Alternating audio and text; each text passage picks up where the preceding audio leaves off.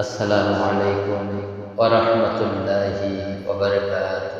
وعليكم السلام ورحمة الله وبركاته.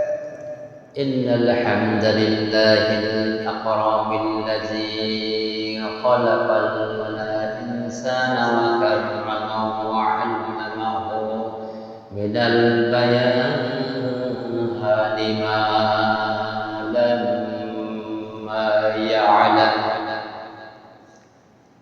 فسبحان الذي لا يحصى امتناه باللسان ولا بالقلم ونشهد أن لا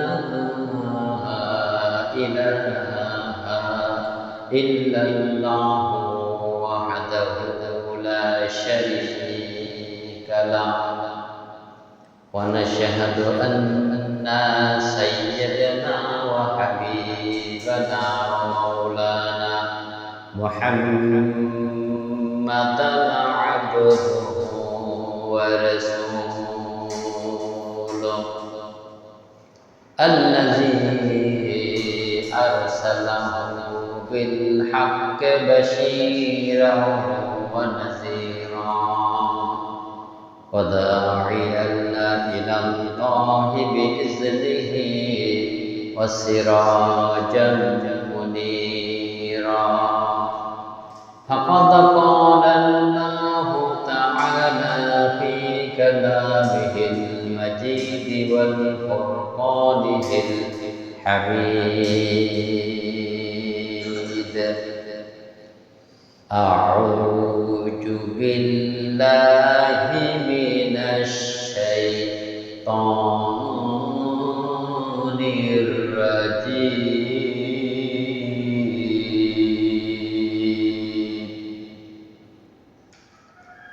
بسم الله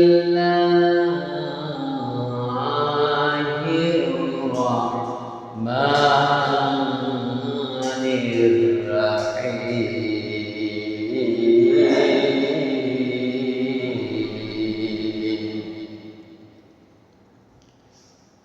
يا أيها الذين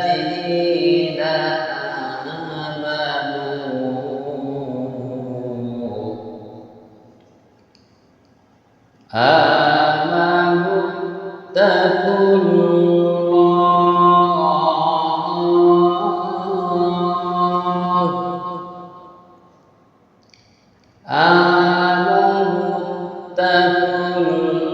الله حق تقاته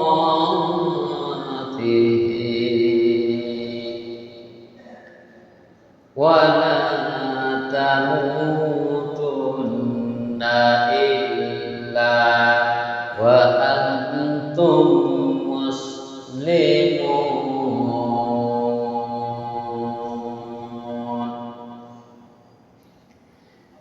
يا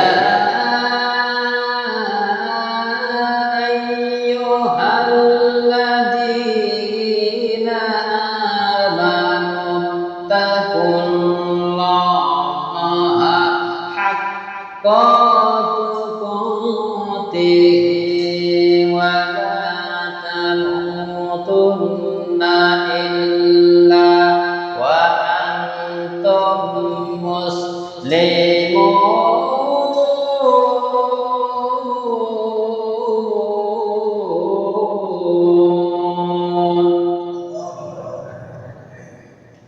ولا تموتن إلا وأنتم مسلمون صدق الله العظيم وقال تعالى إن الله وملائكته يصلون على النبي يا أيها الذين آمنوا صلوا عليه وسلموا تسليما اللهم صل على سيدنا ومولانا محمد وعلى آل سيدنا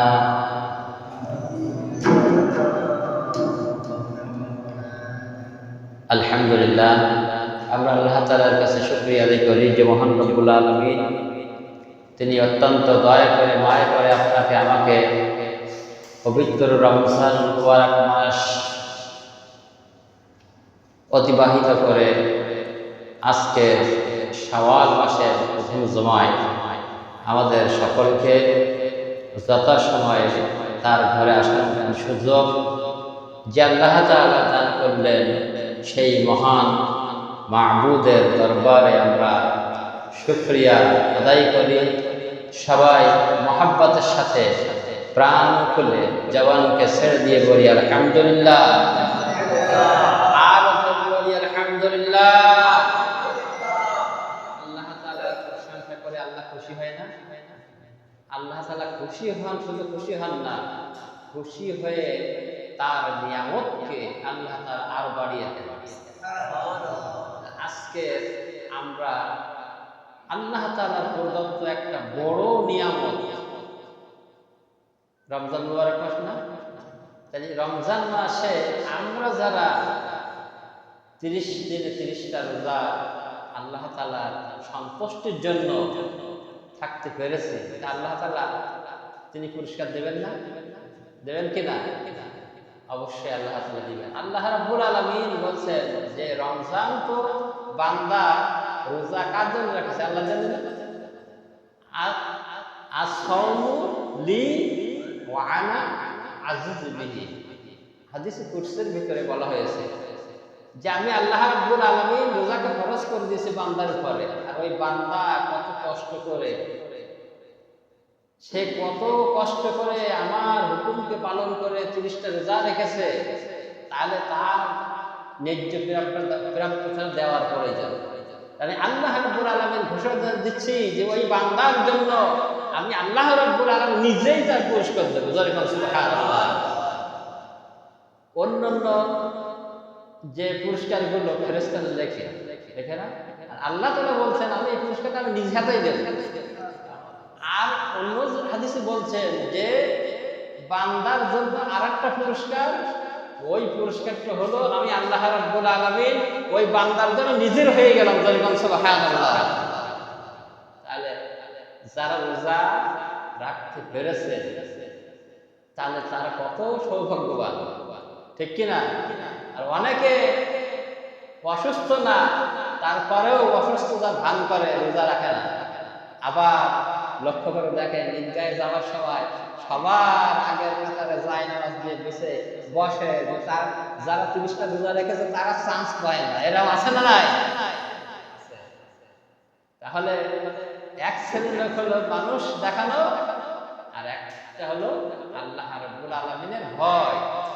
আজকে রমজান মাস চলে গেছে, যেহেতু রমজানের ব্যাখ্যা যাচ্ছে না, একটু পর্যালোচনা করতেছি আর কি, যে আল্লাহ রাব্বুল আলামিন যে রমজান মাস আমাদের কাছ থেকে বিদায় করে দিয়েছিলেন, এখন রমজান মাস থেকে আমরা রোজার মাসে যেটা করেছি বাদ বাকি মাসগুলো কি কি নেব রোজার ভিতর থেকে, এটা আল্লাহ রাব্বুল আলামিন বলেছেন। কিন্তু সেটা কি বলেছেন?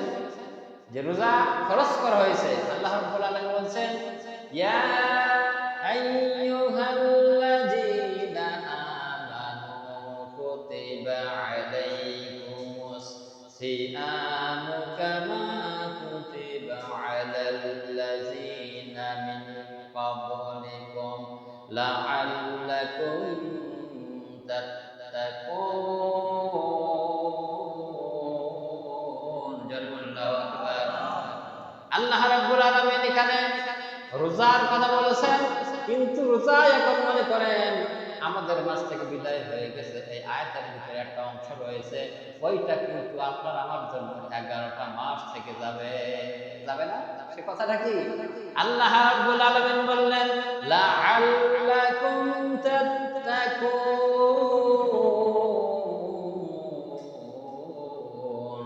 আল্লাহু আকবার। আল্লাহ রাব্বুল আলামিন বললেন তোমরা ভয় করো। এই ভয় জিনিসটা রোজার মাসে আর বাকি 11 মাস আমাদের দরকার নাই নাকি? আপনারা যখন উপস্থিত আছেন বলেন 11টা মাসের দরকার আছে না? ওই রমজান মাসে শেষ। এই যে আমি তেলাওয়াত করেছি, আয়াতটা তেলাওয়াত করলাম, ইয়া আইয়ুহাল্লাযীনা আমানু তাকুল্লাহা হাক্কা তুকাতিহি ওয়া লা তামুতুন্না ইল্লা ওয়া আনতুম মুসলিমুন। আল্লাহু আকবার। এইখানে আল্লাহ রাব্বুল আলামিন ডাক দিয়ে বললেন ও ঈমানদারগণ, আগে কিন্তু বলেছে ঈমানদারদের রোজা রাখার জন্য, এখানে রোজাদার আল্লাহ রাব্বুল আলামিন বলছে ও ঈমানদারগণ তোমরা আল্লাহ তাআলাকে ভয় করো। এখানে কিন্তু বলা হয়েছে ভয় করো, আবার ইঙ্গিত করা হয়েছে ভয় না কিরকম ভাবে। আল্লাহ রাব্বুল আলামিন বলছেন তোমরা ভয় করো যেরূপ ভাবে ভয় করার দরকার। এখানে কিন্তু আরেকটা অপশন বলাই গেছে। এখানে আল্লাহ পাক বলতে পারছে তোমরা আল্লাহকে ভয় করো, কিন্তু এখানে আরেকটা কথা বা আল্লাহ রাব্বুল আলামিন মজবুত করার জন্য বলে দিয়েছেন ও মুসলমানরা, ও ঈমানদারগণ তোমরা আল্লাহ তাআলাকে ভয় করো যেমনি ভাবে ভয় করা দরকার। আর যখন মুসলমান না হবে ততক্ষণ পর্যন্ত তোমরা মৃত্যুবরণ করো না। করো না? আমার বন্ধুগণ, এখানে বলা হচ্ছে যে যেমনি ভাবে ভয় করার দরকার, অর্থাৎ অর্থ হলো মনে করেন এই আপনাদের মসজিদে এসি চলতেছে, কারেন্ট আসছে, লাইট জ্বলতেছে, ফ্যান চলতেছে, এখন মনে করেন যে কারেন্ট দেখা যায় না, যায় না? এই কারেন্ট এই তারটা যদি এখন একটু ছিঁড়ে দেওয়া হয় কারেন্ট দেখা যাবে? দেখা যাবে? যাবে না। তাহলে যদি না দেখা যায়, এখন আপনার যদি বলা হয় ভাই মুসল্লিদের ভিতরে বলে সেক্রেটারি সাহেব, সভাপতি সাহেব যারা আছেন এই তারটাই একটুখানি হাত দেবেন, আপনাকে 50,000 টাকা দেওয়া হবে। কেউ দেবে? বলেন দেবে? কথা বুঝতে পারতেছেন তো নাকি? কেন? আমার বন্ধুগণ, আপনি কি কারেন্ট দেখতে পান নাকি? দেখা যায় না। আমার বন্ধুগণ, কারেন্ট দেখা গেল না, তারপরে আপনার বিশ্বাস আছে, ইয়াকিন আছে যে ওর ভিতরে কারেন্ট আছে, আমি যদি যাই তাহলে আমার শর্ট করবে কিংবা ধরবে, আমার মৃত্যু হবে। আমার বন্ধুগণ, এই জন্য অপশনটা আল্লাহ তাআলা বলাই দিলেন যেমনি ভাবে ভয় করার দরকার, তার মানে তোমরা যেভাবে কারেন্টকে ভয় করো, যেমনি ভাবে তোমরা অন্যান্য জিনিসকে ভয় করো, ওর সেইটি আল্লাহ রাব্বুল আলামিনকে ভয় করতে হবে। কেননা আল্লাহ রাব্বুল আলামিন যখন তখন আপনার আমার কাছ থেকে প্রাণ পাখিটা কেড়ে নিতে পারে। পারে না? পারে কিনা? আমার বন্ধুগণ, তাহলে ওই বিশ্বাস, ওই ইয়াকিন যদি আপনার আমার দিলে থাকে, তাহলে তখন বলবে আল্লাহ রাব্বুল আলামিন বলবেন তখন তোমরা পরিপূর্ণ মুসলমান হয়ে গেছো। এইখানে পরিপূর্ণ মুসলমান হওয়ার জন্য শর্ত হলো একমাত্র আল্লাহ তাআলাকে ভয় করা। ঠিক কিনা? আমার বন্ধুগণ, আপনারা মনে করতে পারেন জানেন নামাজ রোজার দরকার নেই, খালি ভয় করলে হবে? হ্যাঁ, আমার বন্ধুগণ, ব্যাখ্যার ভিতরে বলেন আপনার যদি আল্লাহ তাআলাকে ভয় করেন, আমি যদি আল্লাহ তাআলাকে ভয় করে থাকি, তাহলে বলেন আপনার দ্বারা আমার দ্বারা নামাজ ত্যাগ করা সম্ভব হবে নাকি? হবে? রোজা রাখা, রোজা যে ছেড়ে দিয়েছে, রোজা কি ছাড়া সম্ভব হবে? তাহলে সব কিছুর মূলে হলো আল্লাহ তাআলাকে ভয় করা। ওই ভয় যদি আপনার আমার অন্তঃকরণে থাকে, তাহলে কোনো অন্যায়, কোনো জুলুম, কোনো ক্ষতিকর বস্তু আমার দ্বারা হবে না। আর আল্লাহ রাব্বুল আলামিনের ভয় যখন আমার ভিতরে না থাকবে, আমার ভিতরে যখন নাফরমানি চলে আসবে, নামাজ আমার থেকে দূরে সরে যাবে, নামাজ ছেড়ে দিতেও আমার তখন দ্বিধা থাকবে না। আমার বন্ধুগণ, অন্যায় করতে থাকবে না। আমার বন্ধুগণ, লোকের করে জুলুম করা, তাদের ফাঁকি দেওয়া, তাদের হক ফাঁকি দেওয়া, এগুলো সব কিছু আমার দ্বারা আস্তে আস্তে সংগঠিত হবে একটা কারণ আল্লাহর ভয় না থাকার কারণে। ঠিক কিনা ধরে বলেন? আল্লাহ তাআলার ভয় যদি থাকে, তাহলে আপনার আমার দ্বারা কোনোদিন অন্যায় কাজ হবে না। এখানে বোঝা যাচ্ছে যে একমাত্র মূল যে আল্লাহ তাআলা বলছেন যে ওই ইমানদারগণ তোমরা আল্লাহ তাআলাকে ভয় করো, আর তোমরা যতক্ষণ পর্যন্ত কি হবে না, মুসলমান না হবে না, ততক্ষণ পর্যন্ত তোমরা মৃত্যুবরণ করো না। যদি মৃত্যুবরণ করো তাহলে কিন্তু অসুবিধা আছে। হ্যাঁ, তার এখানে আমরা তো মুসলমান, তাহলে আবার আল্লাহ তাআলা মুসলমান হতে বলছে কেন? আমরা সবাই মুসলমান না? তাহলে আল্লাহ তাআলা এখানে আবার মুসলমান হতে বলছে কেন? আল্লাহ রাব্বুল আলামিন এর অর্থ এই অর্থ হলো এটা যে আল্লাহ রাব্বুল আলামিন মুসলমান হওয়ার জন্য আজকে আমরা যে মুসলমান হয়েছি, আমার আব্বা মুসলমান ছিল, দাদা মুসলমান ছিল, তার পৈতৃক সম্পত্তিতে মুসলমান হয়েছে, কিন্তু মুসলমান হতে গেলে, ইমানদার হতে গেলে যে গুণগুলো দরকার, গুণ আপনার আমার ভিতরে নাই, আছে? সেই গুণগুলো যদি না থাকে তাহলে মুসলমান হওয়া যাবে না। আজকে আমি দাবি করি যে আমার আব্বা মুসলমান, আমার আব্বা হজ করে এসেছে কয়েকবার, আমিও ওই সেই সূত্রের হাজী সাহেব, হবে?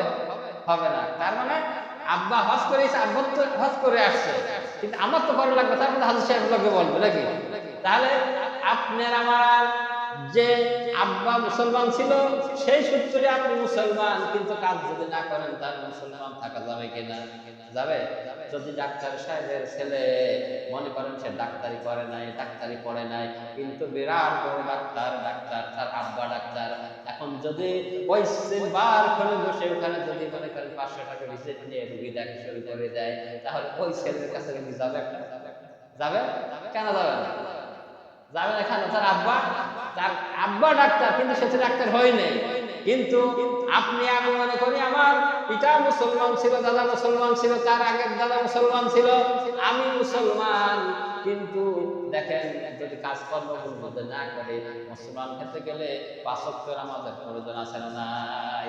আল্লাহ নবী জনাব মুহাম্মদ রাসূলুল্লাহ সাল্লাল্লাহু আলাইহি ওয়াসাল্লাম বলেছেন, মান ফারকা বাইনাল আবদে ওয়া বাইনাল কুফরি তারকুস সালাত, মুসলমান আর অমুসলমানের মধ্যে পার্থক্য হলো নামাজ। আমার বন্ধুগণ, এই জিনিসটা আমরা কত লোকেরা ফলো করে থাকি। আমার বন্ধুগণ, সমাজে দেখা যায় নামাজ পড়ার কথা ইমাম সাহেব বলে ওয়াজ করে, ওই মসজিদ থেকে খতিব সাহেব ওয়াজ করে যায়, জুমার নামাজ পড়ে গেলাম, আসরের নামাজে খোঁজ নাই, মাগরিব নামাজে খোঁজ নাই। দেখেন, লক্ষ্য করে দেখেন, রমজানের সময় মসজিদ ভর্তি হয়ে গেছে, এখন রমজান চলে যাওয়ার পরে দেখবেন জোহরের নামাজে, আসরের নামাজের পরে, মাগরিবের পরে কয়েকজন এক কাতার না দুই কাতার লোক হবে, এর বেশি আর হবে না। ঠিক কিনা? মনে হয় আল্লাহ তাআলা ওদের ব্যস্ত দিয়ে দিয়েছে নাকি? এরকম মনে হয় যে আল্লাহ তাআলা তাদের ব্যস্ত দিয়ে দিয়েছে যে তোমাদের নামাজ পড়া লাগবে না নাকি? তাহলে 11 এই একটা মাস রমজান সাধনা করলাম, রমজান যে সেহরির সময় উঠলাম, ওঠার পরে আমরা তাহাজ্জুদের নামাজ পড়লাম, তাহাজ্জুদের নামাজ পড়ে সাহারি করেছি, সাহারি করার পরে ফজরের নামাজ জামাত সহ আদায় করেছি, এরপরে জোহরের নামাজ যেখানেই থাকে না কেন, যে কাজের ভিতরে থাকে, দেখেন অনেকে কিন্তু জামাতের সাথে আদায় করেছে, আসরের নামাজ জামাতের সাথে আদায় করেছে, মাগরিব আদায় করেছে, ঈশা হয়েছে। রমজান চলে যাওয়ার পরে আমাদের মাঝ থেকে জামাতে নামাজ পড়া উঠে গেছে, আবার এমন একজন লোক রয়েছে নামাজ বাদ দিয়ে দিচ্ছে, আছে না নাই? তাহলে মুসলমান হওয়ার কোনো থাকলো? এই জন্য আল্লাহ পাক বলছেন, ও মুসলমানরা শুনে রাখো, তোমরা যতক্ষণ পর্যন্ত ইয়া আইয়ুহাল্লাযীনা আমানু তাকুল্লাহা হাক্কা তুকাতিহি ওয়া লা তামুতুন্না ইল্লা ওয়া আনতুম মুসলিমুন, যতক্ষণ পর্যন্ত তোমরা পূর্ণাঙ্গ মুসলমান না হবে ততক্ষণ পর্যন্ত মৃত্যুবরণ করো না। তার যদি মৃত্যুবরণ করো, তাহলে ওই কবর থেকে তুমি যদি মুসলমান হয়ে মৃত্যুবরণ না করো, কবর থেকে তোমার কিন্তু আযাব শুরু হয়ে যাবে, যাবে না? আজকে মারা গেছে, দেখেন, যদি এই মসজিদের একজন কথার কথা সাপোজ ধরে নিলাম, সবাই নামাজি, আমি এটা বিশ্বাস করি, কিন্তু তারপরে মনে করলাম হয়তো একজন নামাজি নেই, মসজিদের মাইকে এলান দেওয়া হলো অমুক ব্যক্তি মারা গেছে, জানাজা হবে আসর নামাজের পরে। আমার বন্ধুগণ, জানাজা ওই সবাই মসজিদের ইমাম সাহেবরা জানাজার নামাজ গেল, জানাজার নামাজ পড়ে কবরের ভিতরে যখন ডেকে আসবে, তখন ওই দাফন কাফন করার সময় তখন কি করা হয়? ইমাম সাহেব একটা দোয়া করে না, বিসমিল্লাহি ওয়া আলা মিল্লাতি রাসূলিল্লাহ। মানে কি? এর মানে হলো যে আমি আল্লাহর নামে এই মাইয়াতকে রাসূলের দলের উঠাই গেলাম, রেখে গেলাম, তাই তো নাকি? অর্থ তাই, বিসমিল্লাহি ওয়া আলা মিল্লাতি রাসূল, মিল্লাতি মানে কি? দল, যে এই মাইয়াতকে আল্লাহ রসুলের দলে রেখে গেলাম। আচ্ছা বলেন, আপনার ভালো করে চিন্তা করেন কিনা? আমার দ্বারা 5 ওয়াক্ত নামাজ পড়া সম্ভব হয়নি, মিথ্যা কথা বলা হয়েছে, সুদের পর রয়েছে, ঘুষের পর রয়েছে, আমার বন্ধুগণ বিভিন্ন ধরনের অপকর্মের ভিতরে আছে। মারা যাওয়ার পরে ইমাম সাহেব যে কবরস্থানে কবরের ভিতরে দাফন করে ওই যে দেখে আসার মাটি দেওয়ার সময় বলল বিসমিল্লাহ ওয়া আলা মিল্লাতি রাসূলিল্লাহ, রাসূলের দলে উঠাই রেখে গেলাম। আল্লাহ রাসূল বলেন আপনার আমার মতন পচা লাশ কি জন্য গ্রহণ করবে? করবে? যে রাসূল বলেছে রাসূলের দল করার জন্য, রাসূল বলেছেন আমার অনুসরণ করার জন্য, আমি যেগুলো বলেছি সেই রাসূল বলেছেন আমি যেগুলো বলেছি তোমরা সেগুলো অনুসরণ করো, তো একটাও করলাম না, আমার রাসূলের দলে দিয়ে আসলাম, তাই হবে? আমার বন্ধুগণ উদাহরণ হিসেবে বুঝবেন, এলাকায় মনে করেন আওয়ামী লীগ আছে, বিএনপি আছে, জামাত ইসলাম আছে, জাতীয় পার্টি আছে, সব রয়েছে, নির্বাচন হচ্ছে, নির্বাচন হবে সামনে, এখন প্রচার চালনা চলতেছে। আমার বন্ধুগণ এখন যদি কোনো নাঙ্গলের লোক সেই ধানের শীষের মিছিল করে গেছে, নাঙ্গলের দলের লোক এবার ধানের শীষের অফিসে যাই চা খেতে বসে তো খাই দেবে, পার্টি দেবে, দেবে, বসতে দেবে, দেবে না। কারণ তুই তো ওই দল করেছিস, তুই এখানে আসিস সাথে নাকি? আমি তো উদাহরণ বললাম আর কি।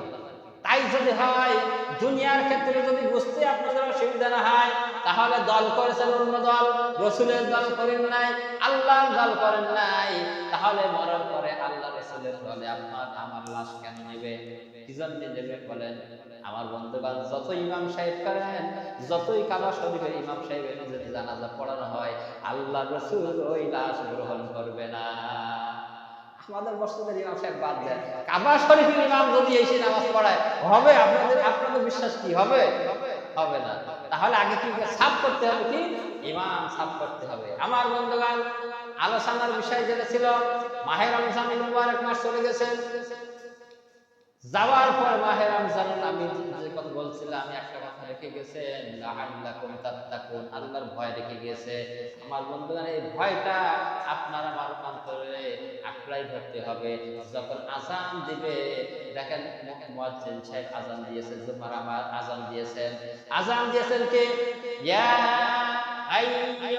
আইয়ুহাল্লাযীনা আমানু ইযা নুদিয়া লিস সালাতি মিয়াউমিল জুমআ ফাসআউ ইলা যিকরিল্লাহি ওয়া যারুল বাই'। আল্লাহ রাব্বুল আলামিন বললেন, যখন তোমাদের জুমার নামাজের জন্য আহ্বান করা হলো, তোমরা আর কোনো কাজ করতে পারবে না, সব কিছু ফেলাই রেখে মসজিদে চলে এসো, নামাজ আদায়ের জন্য চলে এসো। আমার বন্ধুগণ আজকের লক্ষ্য করে দেখেন, আযান হয়ে গেছে এখান থেকে 20 মিনিট আগে, তাহলে আল্লাহ রাব্বুল আলামিনের ভয় আমার কত আছে এই আয়াতের পরে আপনারা লক্ষ্য করে দেখেন কত ভয় আছে। যেখানে আল্লাহ তাআলা স্বয়ং নিজেই বলছেন, ইয়া আইয়ুহাল্লাযীনা আমানু ইযা নুদিয়া লিস-সালাতি মিন ইয়াউমিল জুমআ ফাসআউ ইলা যিকরিল্লাহি ওয়া যারুল বাই' যালিকুম খায়রুল লাকুম ইন কুনতুম তা'লামুন। আমার বন্ধুগণ আল্লাহ তাআলা নিজেই বলছেন না? তাহলে আল্লাহ তাআলা এ বলছেন কার? আমার। এখানে যত মুসলিম আছে সবার বলছেন। তাহলে সবার যদি বলে থাকে, তাহলে আল্লাহ রাব্বুল আলামিনের হুকুম মানা কি ফরজ না নফল? ফরজ। তাহলে আল্লাহর কথা আজকে আমরা কি করতেছি? আযান দিছে, মুয়াজ্জিন সাহেব দিছে, জাবানে নামাজ কয়টা? একটা সময় আরম্ভ হয়, 5 মিনিট আগে জাবানে, হ্যাঁ এরকম হয় না? তাহলে আল্লাহর কথা গুরুত্ব দিলাম কি করে? এই যে রমজান মাস চলে গেল, আমি কিন্তু এটাই বলতে চাচ্ছি যে লাআল্লাকুম তাত্তাকুন, রমজান মাস চলে গেছে, লাআল্লাকুম তাত্তাকুনটা কিন্তু চলে যায় নাই, ওই জিনিসটা কিন্তু আজীবন থেকে যাবে, ঠিক কি না? আজীবন থেকে যাবে। তাহলে আল্লাহর ভয় যদি আপনার আমার দিলে থাকতো, আপনার আমার অন্তঃকরণে থাকতো, তাহলে মুয়াজ্জিন সাহেব যখন 12:30 আযান দিয়েছেন, আমরা সব কাজকর্ম গোটাই রেখে সাথে সাথে মসজিদে চলে আসতাম। আমার বন্ধুগণ এই মুসল্লি দেখা যাচ্ছে নামাজ আরম্ভ হওয়া পর্যন্ত আসতে থাকবে। তার আল্লাহর ভয় আমাদের কতটুকু আছে? আমার বন্ধুগণ যে কথা বলছিলাম যে আল্লাহ রাব্বুল আলামিন আরেকটা জিনিস রেখে দিয়েছেন আমাদের জন্য, সেটা হলো মহাগ্রন্থ আল কোরআন আমাদের কাছে রেখে গিয়েছেন। যে মহাগ্রন্থ আল কোরআন আল্লাহ তাআলা মাহে রমজান মুবারক মাসে নাযিল করেছেন, ওই রমজান মাস চলে গিয়েছেন, কিন্তু আপনার আমার কাছে কিন্তু কোরআনুল কারীম আছে, আছে না? তাহলে কোরআন আপনার কাছে আমার কাছে আছে, রমজান মাসও শেষ, কোরআনও বন্ধ, নাকি? এই করলে হবে? হবে? কোরআন বন্ধ করা যাবে না, যেহেতু কোরআন খালি তিলাওয়াতের জন্য না, কোরআন খালি তিলাওয়াতের জন্য না, আল্লাহ পাক বলছেন গোটা মানব জাতিকে যে হুদান লিন-নাস। আল্লাহ রাব্বুল আলামিন বলছেন শাহরু রমাদানাল্লাযী উনজিলা ফীহিল কুরআন ওয়া হুদান লিন-নাস ওয়া বায়্যিনাতিন মিনাল হুদা। আল্লাহ রাব্বুল আলামিন বললেন আমি রমজান মাসে কোরআন নাযিল করেছি, আর এই জন্য নাযিল করেছি বান্দার হিদায়াতের জন্য আমি নাযিল করেছি। খালি রমজান মাসে তেলাওয়াত করে এখন তাকের পরে রেখে দেবেন, আপনার আমার হিদায়াত কিভাবে হবে? হিদায়াত হবে? কোরআন যদি তেলাওয়াত না করা হয় হিদায়াত হবে? হবে না। এই জন্য আল্লাহ রাব্বুল আলামিন বলছেন আমি কোরআনুল কারীম এই জন্য মানব জাতির জন্য দিয়েছি, এইটা পুরো বন্ধ করে তাকের পরে রাখার জন্য না। আল্লাহ রাব্বুল আলামিন বলছেন লিতুখরিজান নাসা মিনাজ যুলুমাতি ইলান নূর। আল্লাহ রাব্বুল আলামিন বললেন আমি কোরআন এই জন্য দিয়েছি যে মানুষ যত জিহালাতের অন্ধকার অর্থাৎ যত খারাপ কাজ রয়েছে তার ভিতর থেকে বাহির করে আলোর পথে আসবে, এই জন্য আমি কোরআন রেখে দিয়েছি। তাহলে কোরআনের পাশে আমি গেলাম না, আমি কোরআন পড়লাম না, কোরআন বুঝলাম না, কোরআন তিলাওয়াত করলাম না, না করার পরে আপনার আমার জন্য হিদায়াতের নূর আছে নাকি? নূর হবে? আলো হবে? আলোর পথ দেখতে পাবো, দরকার পাবো। এই জন্য কোরআনুল কারীম আছে, আর আল্লাহ রাসূল মুহাম্মদ রাসূলুল্লাহ সাল্লাল্লাহু আলাইহি ওয়াসাল্লাম তিনি নূর। ওই আল্লাহ রাব্বুল আলামিনের হাবিব আপনার আদর্শটাকে আপনার আমার কাছে রয়ে গেছে, ঠিক কি না? তাহলে রমজান চলে গেছে, কোরআন আছে, আল্লাহ এবং তার রাসূল রয়েছে, তার অনুসরণ করতে হবে। আল্লাহ রাব্বুল আলামিন বলেন কুল ইন কুনতুম তুহিব্বুনাল্লাহা ফাত্তাবিউনি ইউহিব্বুকুমুল্লাহ ওয়া ইয়াগফির লাকুম যুনুবাকুম ওয়াল্লাহু গফুরুর রহিম। জাল্লাল্লাহু আকবার। আল্লাহ রাব্বুল আলামিন বললেন ও হাবিব আপনি বলে দেন তোমরা যদি আল্লাহ তাআলাকে পেতে চাও, ভালোবাসতে চাও, তাহলে আপনাকে আগে অনুসরণ করো, অর্থাৎ ফাত্তাবিউনি আমার অনুসরণ করো। আল্লাহ রাসূল বলেন তোমরা আমার অনুসরণ করো, তাহলে তোমরা কি করবে? আল্লাহ রাব্বুল আলামিন তোমাদেরকে ভালোবাসবেন। শুধু ভালোবাসবেন না, ভালোবেসে তোমাদের জিন্দেগিতে যত গুনাহ হয়েছে আল্লাহ রাব্বুল আলামিন সব maaf করে দিবেন। সুবহানাল্লাহ, সব মাফ করে দিবেন। তাহলে আল্লাহ রাসূলকে ভালোবাসতে হবে, আল্লাহ রাসূলের ভালোবাসতে হবে।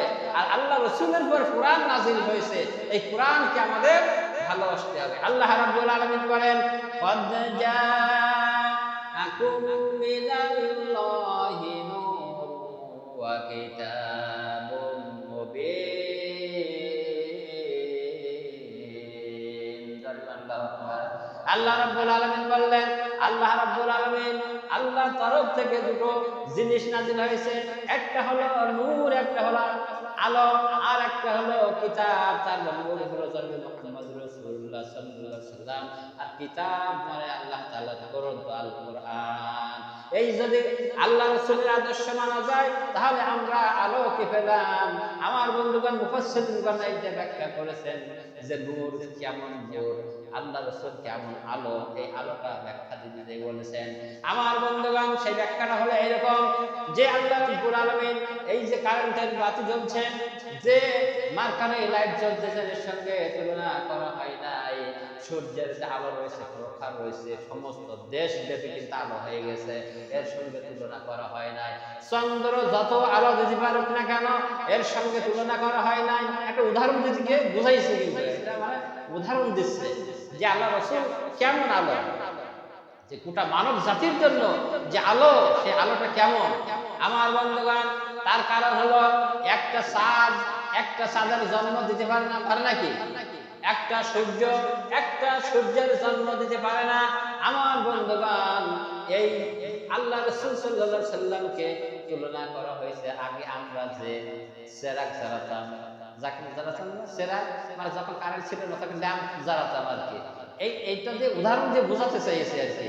তার কারণ হলো কি, এইখানে মনে করেন যখন ইলেকট্রিক ছিল না, এই মসজিদে মনে করেন একটা আলোর প্রয়োজন, তখন দেখা গেল এইখানে একটা মোমবাতি প্রজ্বলন করলেন কিসের থেকে, একটা মেয়াজ, মেয়াজ বলে না, আগে মেয়াজ ছিল না, গ্যাস লাইট হোক মেয়াজ বলেন, এই একটা মেয়াজের মাথায় কতটুকু বারুদ, একটু বারুদ না, এই বারুদটা আপনি মেয়াজের গায়ে ফায়ার করলেন, করলে করে একটুখানি আলো জ্বললো না, জ্বললো না, জ্বললো, ওইটা দিয়ে মোমবাতি জ্বালালেন, মোমবাতি জ্বালালেন, মোমবাতি জ্বালানোর পরে মনে করেন আপনার এই বাসা এলাকায় যত বাড়ি রয়েছে সব বাড়িওয়ালারা যদি এসে ওই মোমবাতি থেকে একটু করে আলো নিয়ে যায় প্রত্যেক বাড়িতে আলো জ্বালানোর জন্য, এমনকি এই মোমবাতি থেকে আলো জ্বালাইতে জ্বালাইতে যদি সাতক্ষীরা জেলা কিংবা পুরো একবার শহর পুরো দেশটাকে যদি আলোয় ভরপুর করে দেওয়া হয়, আপনারা বিবেকবান লোক চিন্তা করে বলেন এই মোমবাতির মাথা থেকে এক ফোঁটা আলো কমে যাবে কিনা? যাবে? যাবে না, যাবে না। তাহলে আল্লাহ রাব্বুল আলামিন বলছেন আমার হাবিবকে এমন জ্ঞানের ওহীর জ্ঞান দিয়েছি, তামাম দুনিয়াবাসী কিয়ামত পর্যন্ত আল্লাহ রাব্বুল আলামিন যত বলছেন যত মানুষ আসবে আল্লাহ তাআলার রাসূলের ওই যে হিদায়াতের আলো থেকে নূর নিচে থাকবে, কিন্তু আল্লাহ রাসূলের যে আলো দিয়েছে, জ্ঞান দিয়েছে, তার থেকে এক বিন্দু পরিমাণ আলো কমে যাবে না। তাহলে সে আল্লাহ রাসূল কত জ্ঞানের ওদিকে। আল্লাহ রাব্বুল আলামিন বলেন ইন্নামা বুইসতু মুআল্লিমান, আল্লাহ রাসূল হলো তোমাদের জন্য শিক্ষক। তাহলে সেই শিক্ষক যদি একজন শিক্ষক হতে হয় তার কতটুকু জ্ঞানের প্রয়োজন হতে হয়। তাহলে আল্লাহ রাসূলের জীবনে আমরা পড়ব না, আল্লাহ রাসূল সাল্লাল্লাহু আলাইহি ওয়াসাল্লাম যে হাদিসগুলো দিয়েছেন, যে হাদিসগুলো বুখারী শরীফ, মুসলিম শরীফ, বিভিন্ন যে হাদিসগুলো রয়েছে আমরা তো এগুলো তেলাওয়াত করতে পারি, কিন্তু আমি যদি বলি কার বাড়িতে হাদিস শরীফ আছে, অনেকে হাত উঠবে না, হাদিস নাই, অনেকে হাদিস নাই। কিন্তু আল্লাহ রাসূল সাল্লাল্লাহু আলাইহি ওয়াসাল্লাম যেগুলো বলে গেছেন যে হাদিসই পাবেন, কিন্তু আপনি কোরআন পড়লেন, হাদিসও তো পড়ার প্রয়োজন আছে, নাই? হাদিসও প্রয়োজন আছে আমার বন্ধুগণ। এই জন্য আপনার আমার কি করতে হবে? আল্লাহ রাব্বুল আলামিন যে বিধান দিয়েছে সেই বিধান, আল্লাহ রাসূল সাল্লাল্লাহু আলাইহি ওয়াসাল্লামের যে কোরআন নাযিল হয়েছে ওই কোরআনকে আমাদের আঁকড়াই ধরতে হবে। আর আল্লাহ তাআলা হাবিব যে লিখিত দিয়েছেন, যে বলেছেন যেগুলো কথা, সেগুলো বাণী হলো হাদিস, এই হাদিসগুলো আমাদেরকে পড়তে হবে আমার বন্ধুগণ। এই জন্য আমি বলছিলাম যে আজকের রমজান মুবারক মাস আসলো, আসার পরে আপনার আমার রমজান রোজাগুলো কবুল হয়েছে কিনা এগুলো কিন্তু আমরা একবার যাচাই বাছাই করে দেখি নাই, দেখেছি? দেখে নাই। যে কোরআন যেগুলো বলছে এর সঙ্গে আমাদের মিলাই নিতে হবে যে রোজা আমাদের মানে কবুল হলো কিনা। আমার বন্ধুগণ, আমি যদি বলি রমজান কবুল হওয়ার একমাত্র শর্ত হলো তওবা করা, তাহলে ভুল হবে নাকি? হ্যাঁ, রোজা কবুল না হওয়ার কারণ হলো পাপ কাজ করেছে, এই জন্য তো নাকি? তাহলে যদি আমরা খাঁটি হতে হয়, আমাদের যদি খাঁটি ইমানদার হতে হয়, মনে করেছেন গুনাহ হবেই, গুনাহ হবে, কিন্তু সেগুলো থেকে আমরা একেবারে পরিচ্ছন্ন হওয়ার জন্য কি করতে হবে? আল্লাহ পাক কি করেছেন? তওবা বলেছেন, তওবা করার জন্য বলেছেন। আমার বন্ধুগণ, কোন ব্যক্তি যদি তওবা করে, খালেস নিয়তে তওবা করে, পাহাড় সমান পরিমাণ যদি তার গুনাহ থাকে, আল্লাহ রাব্বুল আলামিন তার সমস্ত গুনাহ মাফ করে দিয়ে দেবেন। সুবহানাল্লাহ।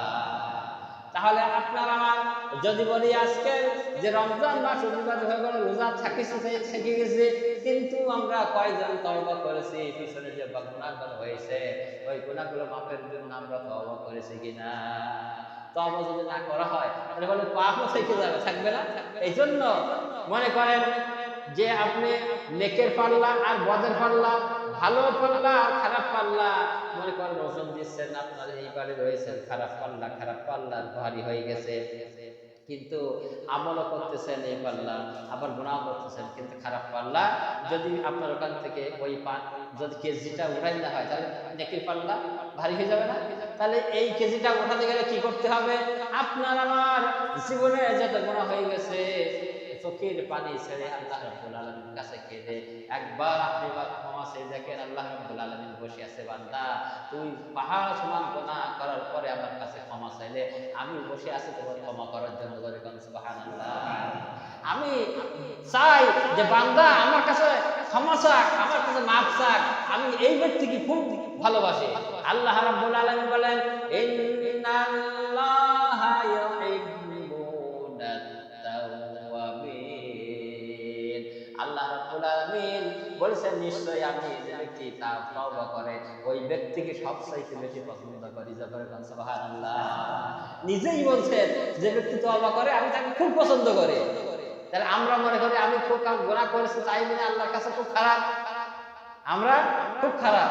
কিন্তু অনুশোচনা নেন যে গুনাহ করেছি, এই গুনাহ আর করব না, আমার মধ্যে এই গুনাহ আর করব না, এই ওয়াদা যদি আল্লাহর কাছে করতে পারেন একদম আমলনামাটা সাফ করে দিবেন। সুবহানাল্লাহ।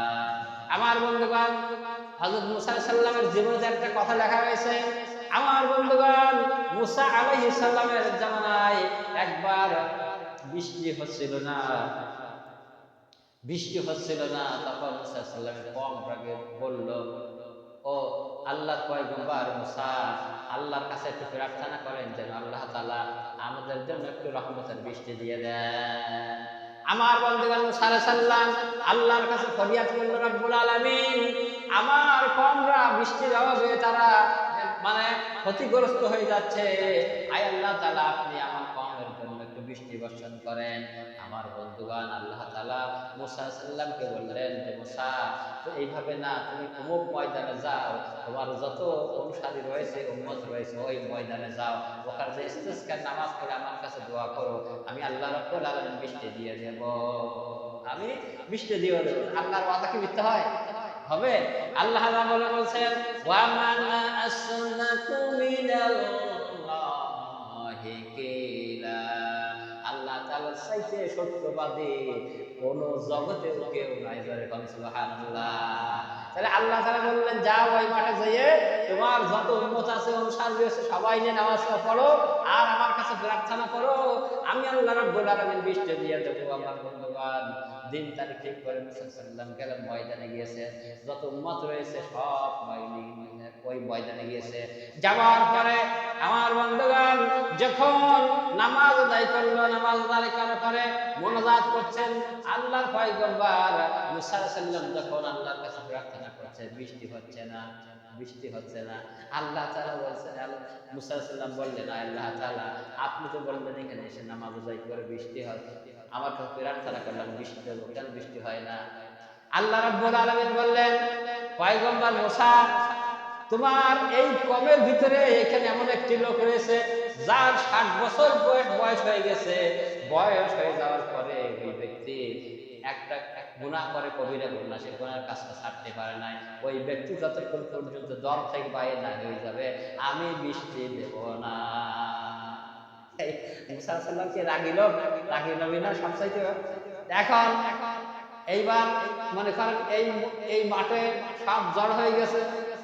মুসা সাল্লাম ঘটনাতে বললেন যার বয়স 60 বছর সে এই ধরনের গুনাহ করে কোন ব্যক্তি, তাড়াতাড়ি এখান থেকে বেরিয়ে যাও, যার জন্য বৃষ্টি আল্লাহ পাক দিচ্ছে না। এখন যে গুনাহ করবে ওই ময়দান থেকে বেরোতে পারবে কিনা? পারবে? বেরোতে পারবে না। তার কারণ যদি বেরোয় তাহলে যে মুসা সাল্লাম দেখতে পাবে তো নিশ্চয়, আর যদি অনুসরণ দেখে যে এর জন্য বৃষ্টি বন্ধ হয়েছে তার তো ছিন্ন বিচ্ছিন্ন করে দেবে নাকি? ওই ব্যক্তি তখন কি করবে? মানে কলে পড়ে গেছে, একটা কি সমস্যার ভিতরে পড়ে গেছে। আমার বন্ধুগণ, মুসা সাল্লাম ঘোষণা দিয়ে দিলেন যে কে আসো তাড়াতাড়ি এখান থেকে বেরোয় যাও, কিন্তু ওই ব্যক্তি বেরোনোর সাহস পাচ্ছে না, যদি আমি এখান থেকে বেরোয় যাই আমাকে তো আক্রমণ করবে। ওই ব্যক্তি তখন কোনো উপায় না দেখে ওই ব্যক্তি চোখের পানি ছেড়ে আল্লাহ তাআলার কাছে জবান ছেড়ে দিয়ে বলছেন আল্লাহ তাআলা যে গুনাহ করেছি দুনিয়ার কেউ জানে না, যদি জানতো তাহলে আমাকে এখান থেকে ধরে ফেলতো, একমাত্র তুমি আল্লাহ জানো।